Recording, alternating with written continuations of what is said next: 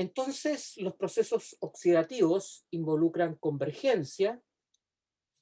Yo creo que es bastante obvio, la convergencia es básicamente el ciclo de Krebs, la fase oxidativa final, que es mitocondrial y que que está asociada a la cadena respiratoria, la cadena transportadora de electrones y la síntesis de ATP a nivel del complejo 5, ¿no es cierto? O ATP sintasa. Ya. Al contrario de las convergentes, las vías anabólicas involucran procesos de divergencia. Y para poder ordenar esta discusión y para demostrarles que el proceso realmente es divergente, vamos a utilizar el piruvato como molécula eh, ejemplificadora. Tenemos el piruvato. El piruvato sufre varias transformaciones, ¿no es cierto? Algunas de ellas implican catabolismo, ¿no es cierto? La transformación de piruvato en acetilcoenzimo a nivel mitocondrial. Pero en este caso, fíjense que el piruvato por transaminación puede sintetizar directamente alanina.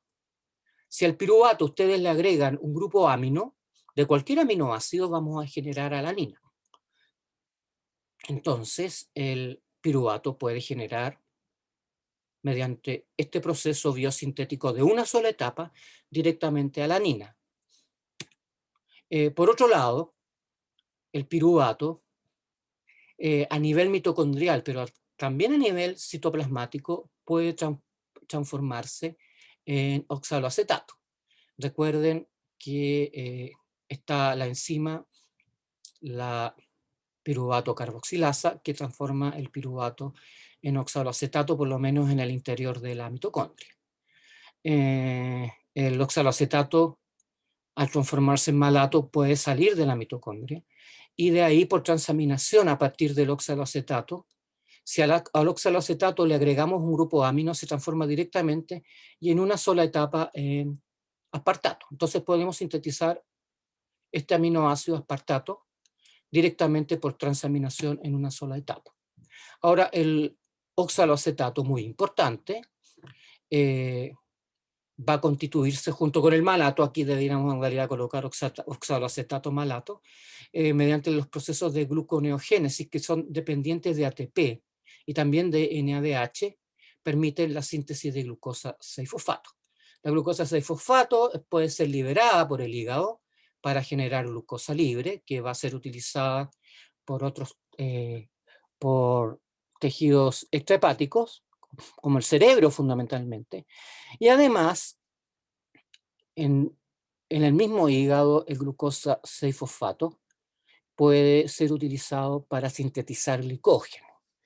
Ahora, ojo, que aquí están las cosas mezcladas, pero ustedes han visto que estos procesos no funcionan, funcionan acoplados a la descarga de distintas hormonas. Así que deben considerar esto también. Insulina, glucagón, a eso me refiero. El piruvato, además, por gluconeogénesis, puede generar dihidroxicetona fosfato, de ahí a glicerol 3-fosfato, y el glicerol 3-fosfato, junto con el acetilcoenzimo A, que por oxidación se genera desde el piruvato, se generan los derivados ácidos, los derivados grasos. Esto es un ácido graso de cadena larga que, al asociarse con glicerol, forman los triacilglicéridos. Y finalmente el acetilcoenzimo A, en ciertas condiciones, puede formar, bueno, el hígado, yo les dije, se está siempre produciendo cuerpos cetónicos, pero hay ciertas situaciones donde la síntesis de cuerpos cetónicos se ve exacerbada, ¿ya?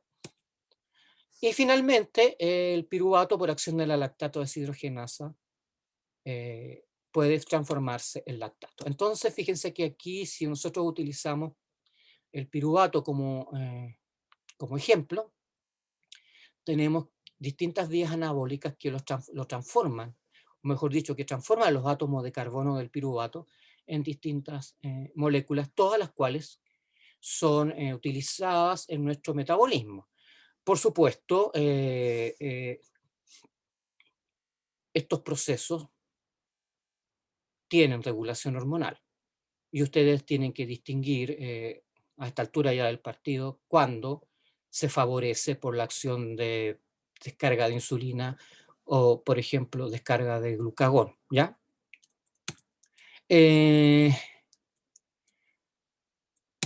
Finalmente tenemos que las fases anabólicas y catabólicas. Este gráfico creo que se lo mostraron ya, bueno, yo lo estoy repitiendo básicamente. Se acoplan entre sí. ¿Por qué? Porque el catabolismo permite la síntesis de ATP, NADH, NADPH y de moléculas también precursoras que van a ser utilizadas en los procesos anabólicos para poder sintetizar moléculas, ¿no es cierto? Muchas veces macromoléculas. Entonces tenemos que para que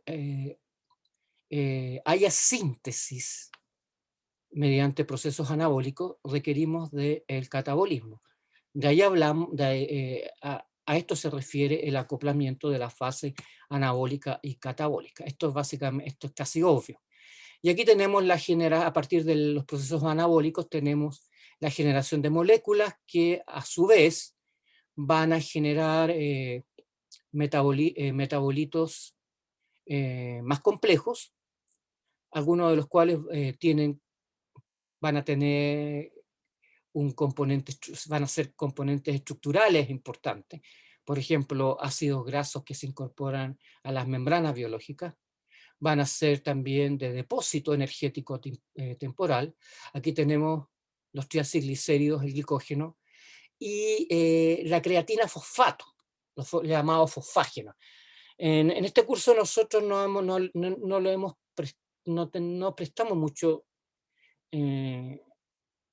o no le damos mucha importancia a la síntesis de creatina fosfato, pero la creatina fosfato tiene importancia, por ejemplo, para la rápida generación de ATP a nivel del músculo cuando el músculo se está contrayendo. Por lo tanto, esto ustedes lo estudian más bien a nivel de los cursos de fisiología.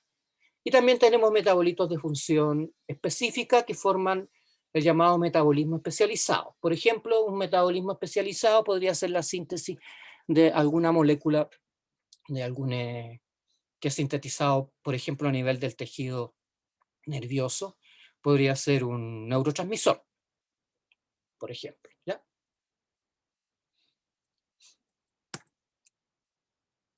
Bien, hablemos ahora de las interconversiones metabólicas. Déjenme echarle una mirada a... Perdónenme un momentito, pero... ya. La integración involucra además los procesos de interconversiones metabólicas. Y esto es súper importante. Y este es un cuadro resumen. Tal vez podría ser de esta clase el grupo de diapositivas importante. ¿Por qué? Porque esto ustedes tienen que conocerlo. Y no solo conocerlo, también entenderlo. Porque esto nosotros lo preguntamos, ¿ya? Y cuando hablamos de interconversiones metabólicas, hablamos de transformación de lípidos o generación de lípidos desde hidratos de carbono. Los hidratos de carbono son sustrato de átomos de carbono para la síntesis de ácidos grasos. Eso nosotros lo vimos. Este proceso es mediado por la descarga de insulina, ¿no es cierto? La glucosa se oxida en glicolisis para generar piruvato. El piruvato, mediante la piruvato deshidrogenasa, forma acetilcoenzimo A y a partir de los procesos que estudiamos en el metabolismo de lípidos en detalle y asociado a la sintasa de ácidos grasos, el hígado sintetiza palmitato, palmitoil coenzimo A, que es el ácido graso más simple que nosotros podemos sintetizar. Entonces, los átomos de carbono de la glucosa se pueden convertir en ácidos grasos. Ya. Eso está claro, ¿no es cierto? Con respecto a esto no hay ninguna duda. Si tienen alguna duda, me dicen. Después, hablemos de los aminoácidos no esenciales que se sintetizan desde hidratos de carbono. Obviamente colocamos aminoácidos no esenciales porque los estamos sintetizando, ¿no es cierto? Si fueran esenciales, el proceso este no podría ocurrir. Entonces, nosotros también podemos sintetizar aminoácidos desde hidratos de carbono. Los átomos de carbono de la glucosa se pueden transformar o pueden formar parte de los aminoácidos. Por ejemplo, aquí tenemos un proceso donde la glucosa se oxida a piruvato y el piruvato directamente por transaminación genera alanina. Entonces aquí les estoy demostrando de que los átomos de carbono de los hidratos de carbono, los átomos de carbono de la glucosa, hidratos de carbono, se pueden transformar en aminoácidos. Ahora, podemos sintetizar también glucosa desde aminoácidos glucogénicos. Obviamente, si los átomos de carbono de los aminoácidos se incorporan en glucosa, esos aminoácidos reciben el nombre de glucogénicos, porque van a la síntesis de glucosa. Y tenemos aquí un ejemplo. El glutámico, el ácido glutámico o glutamato, por transaminación genera alfa-cetoglutarato, que es un intermediario del ciclo de Krebs. El alfa-cetoglutarato en el ciclo de Krebs genera oxaloacetato, el cual a su vez, mediante la generación de malato, sirve como intermediario para la síntesis de glucosa a través de la gluconeogénesis. Entonces, a partir de aminoácidos, de átomos de carbono de los aminoácidos, nosotros podemos sintetizar glucosa. Otro ejemplo es la arginina, la cual mediante una vía específica se oxida a glutamato. El glutamato por transaminación me genera alfa-cetoglutarato, y a través de algunas de las reacciones del ciclo de Krebs se genera oxaloacetato, que de nuevo lo vamos a utilizar para sintetizar glucosa, ¿no es cierto? Para sintetizar glucosa. Sigamos con las interconversiones metabólicas. Esto de 2 es porque tengo más de una diapositiva, no indica ninguna otra cosa. Ustedes pueden sintetizar cuerpos cetónicos a partir de un aminoácido que es la leucina. Entonces, este es un ejemplo, la leucina, mediante una vía específica, se oxida a acetilcoenzimo A, y el acetilcoenzimo A va a ser sustrato para la síntesis de cuerpos cetónicos. Entonces, este aminoácido o los átomos de carbono de este aminoácido pueden servir como sustrato para la síntesis de cuerpos cetónicos. Ahora, esto en el caso de los cuerpos cetónicos que vienen de la leucina, pero hay otros aminoácidos que permiten sintetizar no solo cuerpos cetónicos, sino que también permiten sintetizar glucosa. Y aquí les muestro un ejemplo. Por ejemplo, la fenilalanina, que se degrada a tirosina mediante la fenilalanina hidroxilasa, que genera tirosina. La tirosina se oxida mediante una vía específica a fumarato, el cual, siguiendo alguna de las reacciones del ciclo de Krebs, forma oxaloacetato y glucosa. Entonces, los átomos de carbono de este aminoácido pueden formar parte de la glucosa. Pero además, si el fumarato, producto de la oxidación de la fenilalanina, reacciona con acetilcoenzimo A, lo que ustedes van a tener es el fumarato va a generar mediante beta oxidación acetilcoenzimo A, y este acetilcoenzimo A va a ir a la síntesis de cuerpos cetónicos. Entonces, aquí tenemos un ejemplo que demuestra que los átomos de carbono de la ¿Profe? fenilalanina, al tiro te respondo, de la fenilalanina pueden ir a la glucosa y también pueden ir básicamente a cuerpos cetónicos. Sí, dime. Es que ¿por qué abajo del fumarato sale un más? Que eso no me quedó muy claro. Eh, lo que pasa es que el fumarato, lo que estamos indicando acá, es que ya, te explico. El fumarato cuando, no sé si te acuerdas tú de la vía de oxidación del acetilcoenzimo A, ¿ya? Esto está resumido.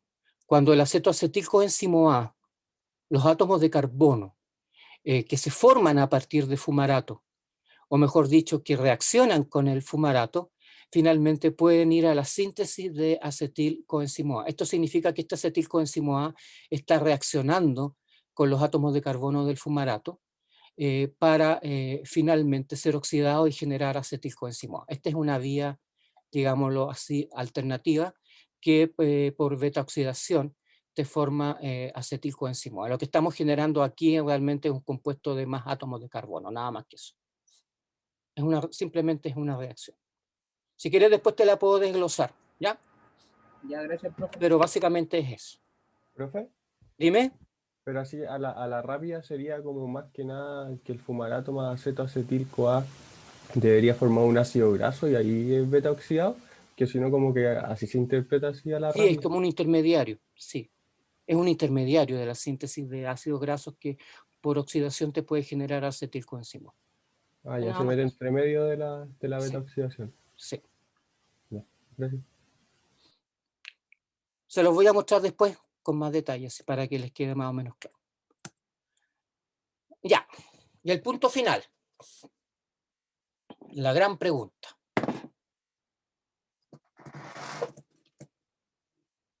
Que la podemos dejar para el seminario. ¿Pueden sintetizar glucosa desde ácido graso? No, ¿Por qué no?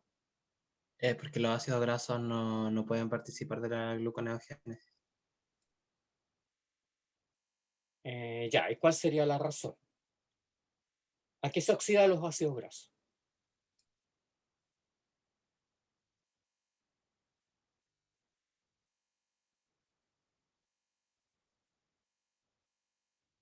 ¿Cuál es el producto final de oxidación de los ácidos grasos? Sería el acetil-CoA. Acetilcoenzimo. Debieron haber saltado todos. Los ácidos grasos se beta-oxidan a acetilcoenzimo. Y eso usted lo dijo claro cuando había hablado de la intervención de los TAG, cuando ni siquiera habíamos visto lípidos, de la intervención de los TAG cuando entraban a la gluconeogénesis, que solamente podíamos usar el glicerol y que los ácidos grasos se usaban para otra cosa que ni íbamos a ver en ese momento. De ahí sabíamos que después era paralelo la beta-oxidación para la Ya. síntesis de ATP. Voy a volver a esto en la clase del viernes. Les voy a demostrar ahí en detalle por qué los átomos de carbono de los ácidos grasos no se pueden incorporar en glucosa. Pero básicamente hay dos razones. La primera razón es que el acetilcoenzimo A va al ciclo de Krebs, ¿no es cierto? ¿No es cierto? Y ese acetilcoenzimo A pierde. Estos dos átomos de carbono reaccionan con el acetilcoenzimo A. ¿Con qué reacciona? Con oxaloacetato, ¿no es cierto? Para formar citrato. ¿Y qué le pasa al citrato en las primeras dos reacciones? Olvidémonos de la formación del isocitrato. Vienen dos reacciones consecutivas donde se pierden esos dos átomos de carbono. Por lo tanto, desde el punto de vista del balance total, los átomos de carbono del acetilcoenzimo A no alcanzan a llegar para sintetizar glucosa. Repito, esto les voy a volver a insistir en la próxima clase, el viernes, pero esa es la razón. Se pierden esos dos átomos de carbono del acetilcoenzimo A en las primeras reacciones en las primeras dos descarboxilaciones. Y la otra razón es que ustedes me pueden generar piruvato, perdón, acetilcoenzimo A partir de piruvato. Pero nosotros no tenemos ninguna enzima que convierta el acetilcoenzimo A en piruvato. En plantas eso existe, pero en mamíferos superiores, en mamíferos en general, o podría ser más específico hablar de cordados en general. En cordados no existe ninguna enzima, o sea, en vertebrados no existe ninguna enzima que transforme el acetilcoenzimo A en piruvato. Y piensen en esto.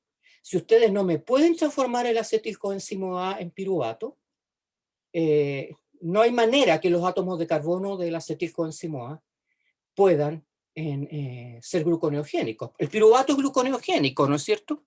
Eso yo ya se los he demostrado. El piruvato es gluconeogénico, creo que estaba por acá. Aquí está, el piruvato, aquí está, la glucosa se transforma en piruvato y el piruvato en alanina. Los átomos, para que nosotros podamos, el piruvato es un sustrato gluconeogénico. Es un sustrato gluconeogénico, ¿no es cierto? Eso ustedes ya lo saben.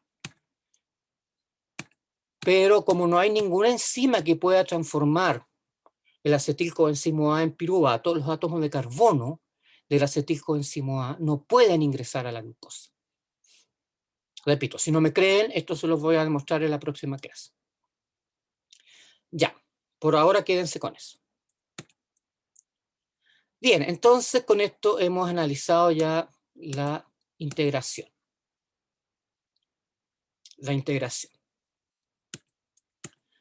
Vamos ahora a analizar la regulación. Vamos a analizar la regulación. En este curso, y ojalá este gráfico les sirva un poco para les quede clara la película de los niveles de regulación que estudiamos nosotros. Tenemos básicamente dos niveles. Regulación de la actividad enzimática por mecanismos, por ejemplo, alostéricos, modificación covalente reversible, fosforilación, básicamente, que es el único mecanismo de modificación covalente reversible que hemos estudiado en detalle en este curso, y que es rápido, porque opera en el corto tiempo, desde segundos a minutos. Estamos hablando de esos intervalos de tiempo.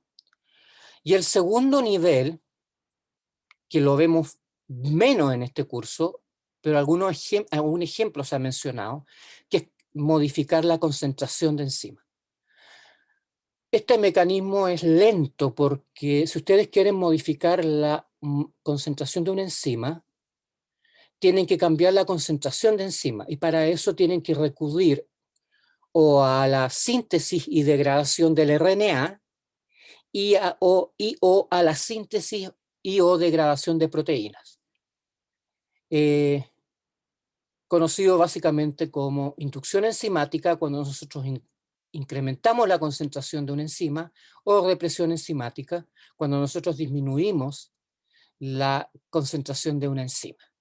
Este sistema de regulación o estos mecanismos de regulación son lentos. Pueden tomar días en algunos casos, ¿ya? Pueden tomar días. Así que, sí, dígame. Una pregunta es que no es como posible, aparte de esos mecanismos, como que una persona o animal ingiera enzima para aumentar esa concentración. No, porque te la degradas en el estómago y después en el intestino. Es que le hago la pregunta porque, ¿cómo se llama? Yo tengo como un perro que tiene un problema, una X enfermedad, y como que toma enzima. O sea, no, digiere enzima, son como pastillas, pero se supone que son enzimas. A ver. Todas las proteínas que nosotros ingerimos en la dieta se degradan a aminoácidos. La degradación empieza a nivel del estómago y continúa a nivel del intestino. Por lo tanto, lo que se absorbe finalmente son o aminoácidos libres o dipéptidos o en algunos casos tripéptidos, que son absorbidos a nivel del intestino. Pero las proteínas todas se degradan en aminoácidos.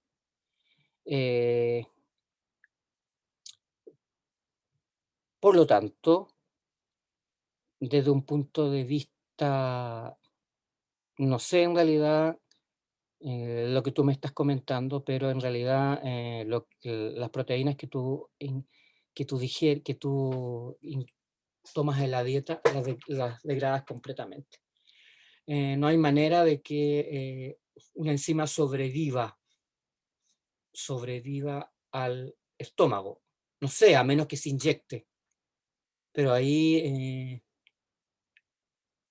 no sé, tú me estás hablando de tu perro y tu perro tiene un problema. ¿Y cuál es ese problema? Creo que tiene un problema como de absorción como de nutrientes, pero igual me hace sentido lo que me dice porque yo Claro, pero también. si no puede absorber, ya, suponte que no, ya. En el intestino los péptidos se degradan a aminoácidos libres, dipéptidos o tripéptidos. Si tiene algún problema de absorción, va a ser sobre estos componentes que son muy simples, muy básicos. Lo que pasa es que podría tener, algunos de ellos podrían ser aminoácidos que para tu perro son esenciales. Eh, Profe, que no me acuerdo concretamente la enfermedad, pero me hace sentido lo que me dice porque sí, la enzima, o sea, se le inyecta algo y supongo que ahí va la enzima. que me imagino, claro, porque otra cosa es inyectarla al plasma, Sí. pero no se la puedes dar vía digestión. Ah, ya, pero eso es lo que quería hacer. Sí, no Eso se la es puedes dar vía digestión porque si se la da vía digestión no va a quedar nada. Lo otro es terapia génica, pero eso implica otros tipos de mecanismos, implica la acción de retrovirus y eso es mucho más complejo. Yo sé que se han utilizado, se han utilizado perros eh, como mecanismo, como método de estudio de terapia génica. Pero tengo que ser muy sincero contigo, no sé hasta qué punto eso ha llegado. Eso ha constituido en mecanismos, en métodos para sanar ciertas enfermedades de origen genético, ¿ya? Pero esa es otra cosa. ¿Podemos seguir? ¿Va todavía tener alguna duda? No, profesora. Ya. Ya, entonces, nosotros vamos a estudiar algunos ejemplos. Creo que son 3 ejemplos. Algunos de los cuales ustedes han visto ya, básicamente, por lo tanto va a ser una especie de repaso de cómo actúa la regulación enzimática, sobre todo esta, la que actúa, la que funciona de manera rápida. Veamos la regulación por el estado energético. De esto incluso los certámenes, yo les he preguntado de esto, ¿no es cierto? ¿Qué pasa cuando el ATP está alto en ciertas situaciones? El ejemplo, vamos a mencionar, bueno, vamos a hablar primero que nada del potencial de fosforilación. Esta es una idea súper básica, pero ustedes tienen que tenerla bien clarita. Y si no les había quedado claro hasta ahora, aprovechen ahora para poder aclararla. Ustedes saben que el ATP se hidroliza a ADP y se genera una molécula de fosfato inorgánico, ¿no es cierto? Ahora, esto está archidemostrado, ¿eh? En las células la suma de ATP y ADP es constante. Por lo tanto, si la suma de la concentración de ATP y ADP es constante, esto no cambia, pero lo que va a cambiar son los niveles de ATP o ADP. Si cae el ATP, el ADP sube. ¿Por qué? Porque esta suma es constante. Si sube el ADP, el ATP cae. ¿Ya? Eso ustedes ya lo saben. Esto constituye el potencial de fosforilación. Entonces la razón entre ATP, entre las concentraciones de ATP, ADP y fosfato inorgánico constituye el potencial de fosforilación. Y ustedes saben que muchas enzimas son reguladas por el potencial de fosforilación, ¿no es cierto? El PF. El PF entonces es muy importante en la regulación de las enzimas alostéricas. Por ejemplo, un típico caso sería la fosfofructoquinasa, ¿cierto? Analicemos más en detalle para tratar de entender por qué o cómo funciona este mecanismo de regulación en forma general. Aunque como ya se los he dicho, ustedes ya lo vieron. De todas maneras, si les queda duda, me dicen. La cadena respiratoria, básicamente, es esto, ¿no es cierto? Esta es la cadena respiratoria, tiene básicamente dos entradas, electrones en forma de NADH y electrones en forma de FAD reducido, a nivel de complejo 1 y a nivel de complejo 2. Recuerden que hay varios tipos de complejo 2 que meten electrones directamente utilizando el FAD como aceptor de electrones.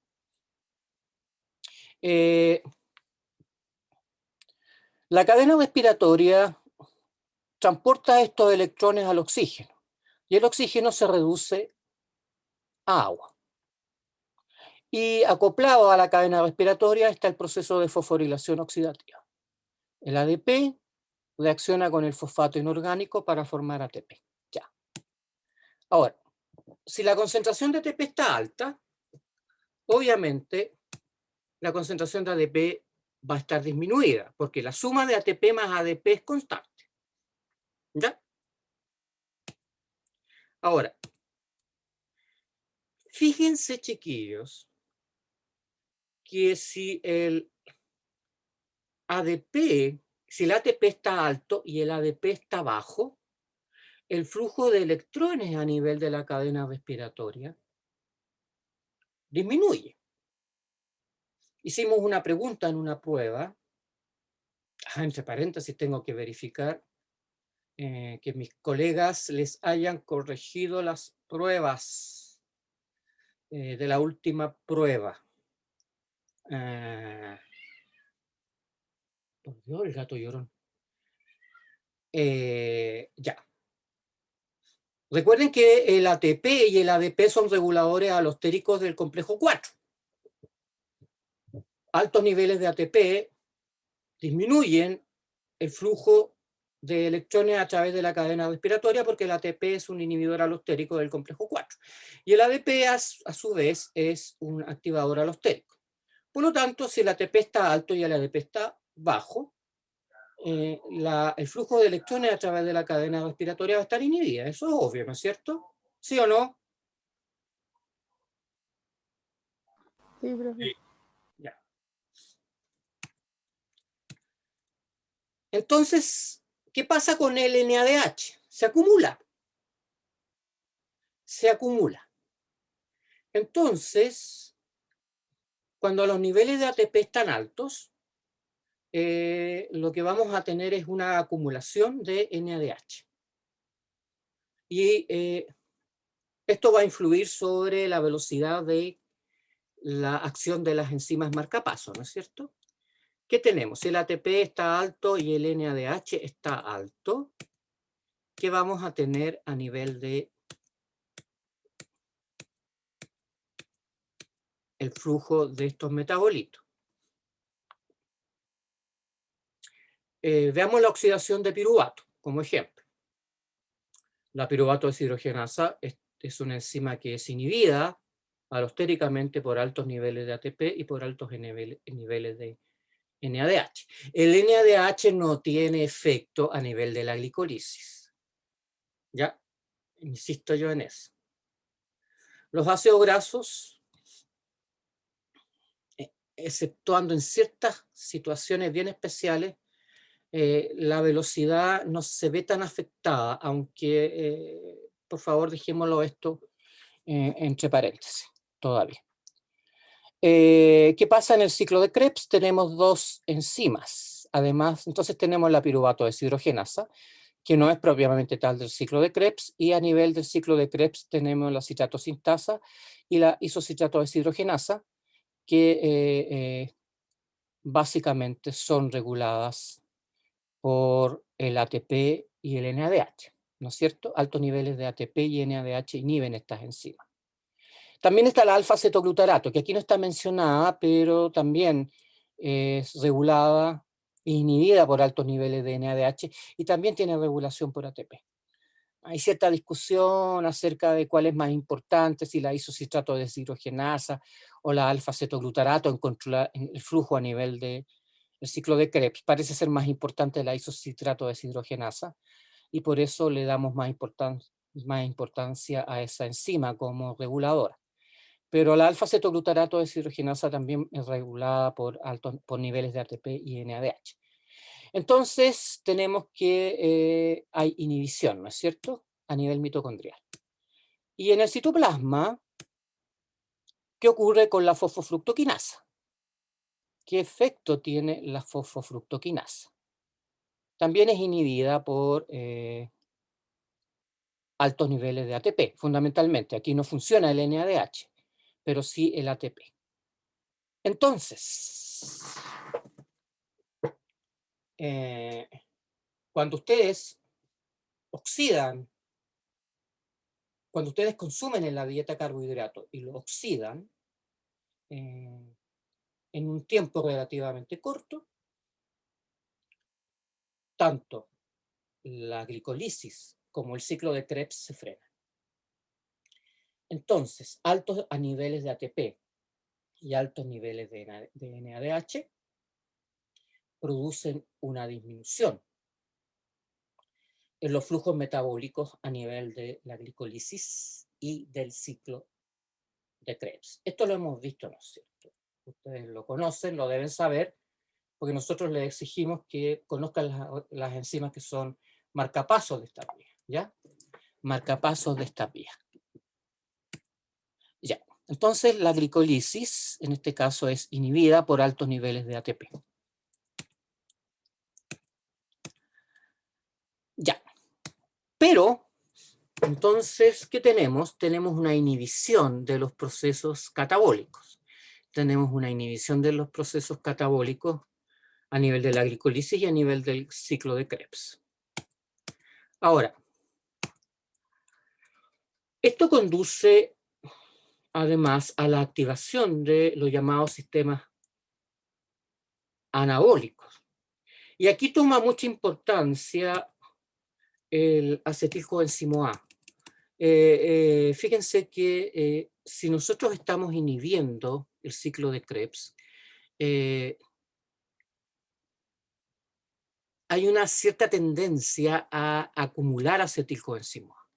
Hay una cierta tendencia, en realidad el sistema responde, y es bien entretenido esto, porque lo que siempre se ha observado es que cuando tenemos glicolisis aumentada y ciclo de Krebs aumentado, y esto se debe fundamentalmente a los parámetros enzimáticos de las distintas enzimas, el acetilcoenzimo A se tiende a acumular a nivel mitocondrial.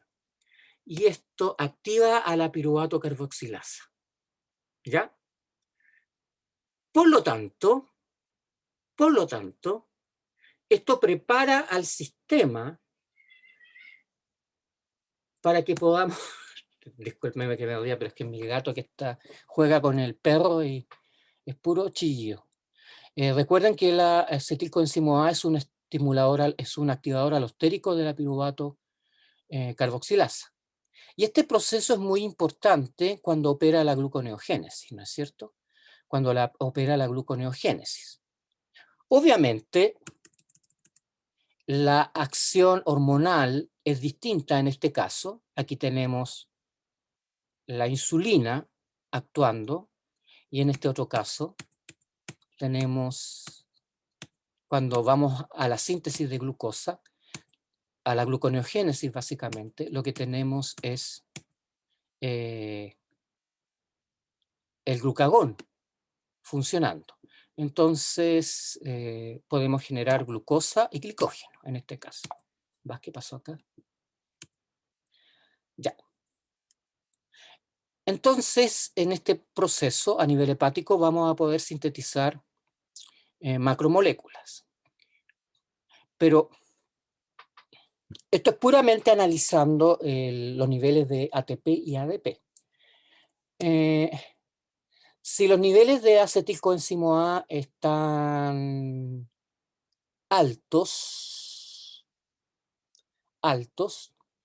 y los niveles de citrato están altos, perdón, a nivel del citoplasma, esta es la mitocondria y este es el citoplasma, el acetilcoenzimo A también va a estar incrementado.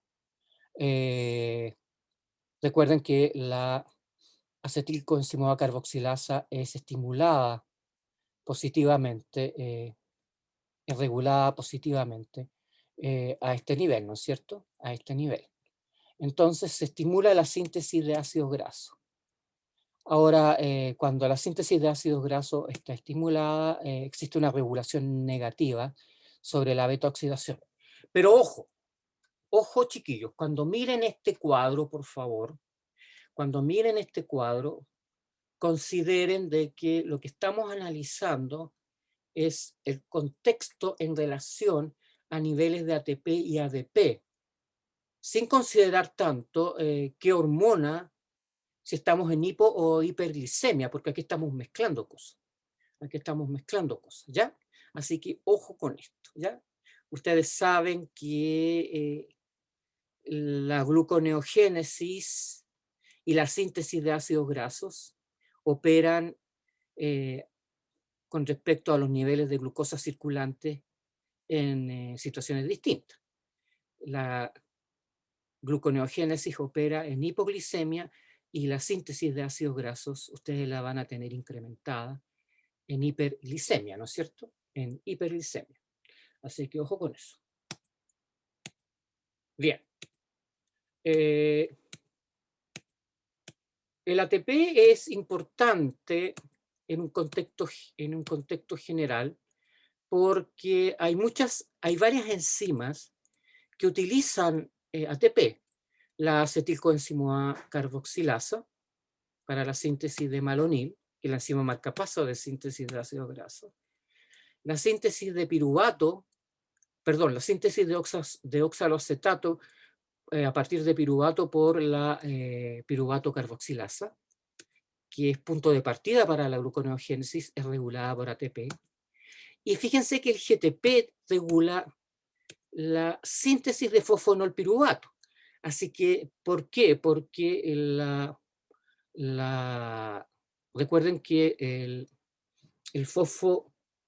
recuerden que el oxaloacetato que se puede transformar directamente en fosfonolpiruvato por acción de la fosfonolpiruvato carboxiquinasa.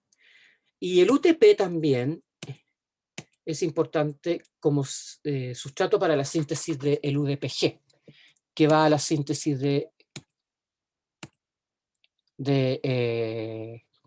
glicógeno.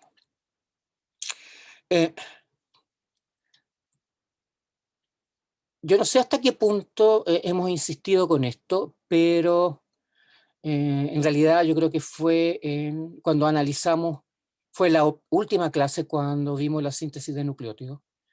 Cuando los niveles de ATP están altos, por los mecanismos que operan, por los mecanismos de regulación que operan a nivel de nucleótidos, los niveles de GTP y UTP también están altos. Entonces, niveles de ATP alto implican niveles de GTP alto y niveles de UTP alto. ¿Ya? Si bien es cierto, esto es importante y lo hemos visto, no pueden disociar de todo esto porque si no se les va a armar una melcocha con la regulación hormonal. Y la regulación hormonal depende de básicamente insulina, glucagón y en última instancia de los niveles circulantes de glucosa. ¿Ya? O sea, de la dieta.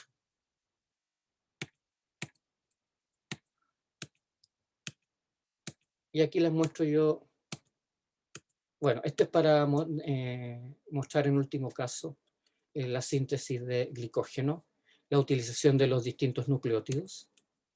Y como esto está mezclado también con la vía de las pentosas que genera NADPH, y el NADPH es importante para la biosíntesis de ácidos grasos y también de colesterol, aunque no está puesto en este gráfico.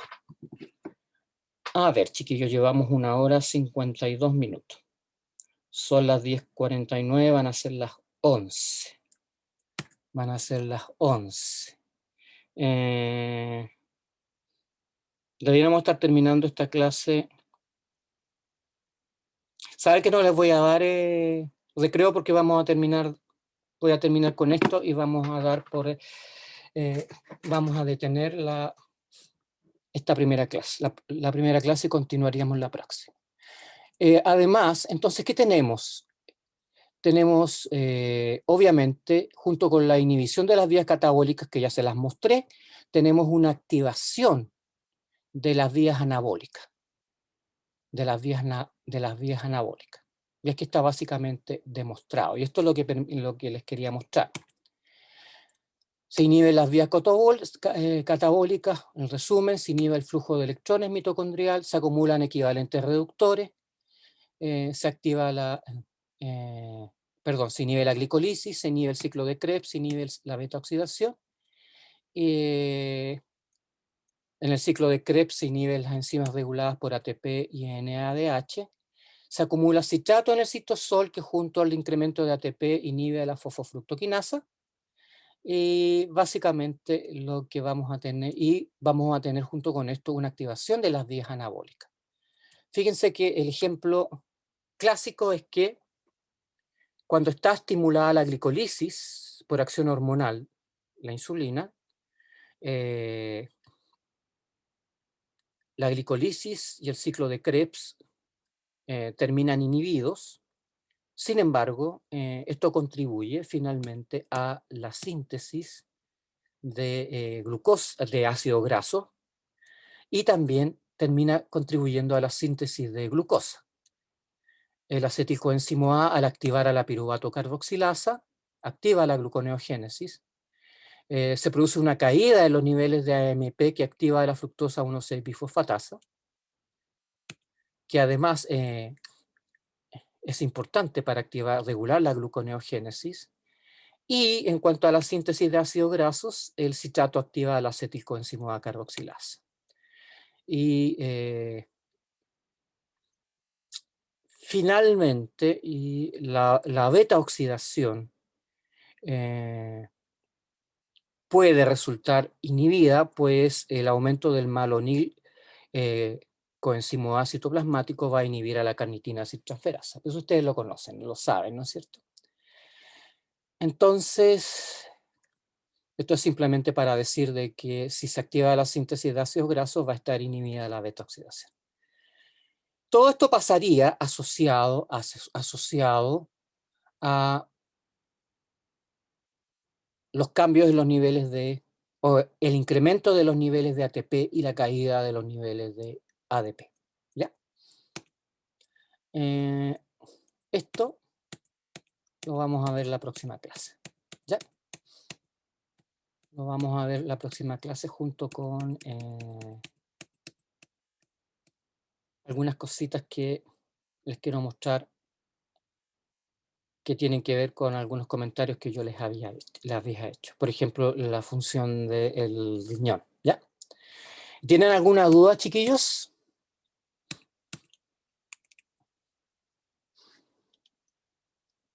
¿Tienen alguna duda en general?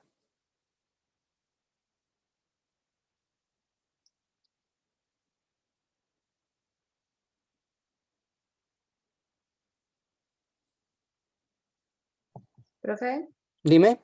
¿puede retroceder un poquito a la diapositiva 23? Que me falta anotar algo. Ya, espérate. Ay, me perdí el...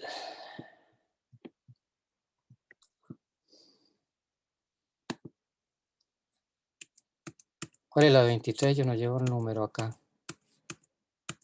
Tú me dices. A ver. Veamos cuál es la... Tú quieres la 23. Y en la penúltima que vimos. Ah, esta. Al final. Sí, Ah, el resumen. Ya. eso mismo.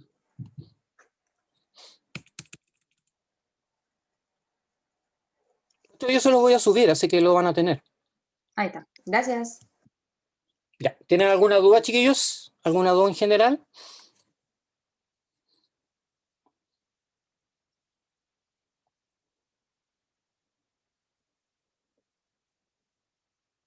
Ya, entonces seguimos el viernes. Y terminamos esta materia el viernes, ¿ya? Si tienen alguna duda de esto, me pueden preguntar al comienzo de la clase del viernes. Ya pues, chiquillos, nos estamos viendo. Chao, profe. Gracias. Chao, profe. Gracias por todo, profe. Chao, profe. Gracias por la clase. Chao, Chao, profe. Muchas gracias. cuídense.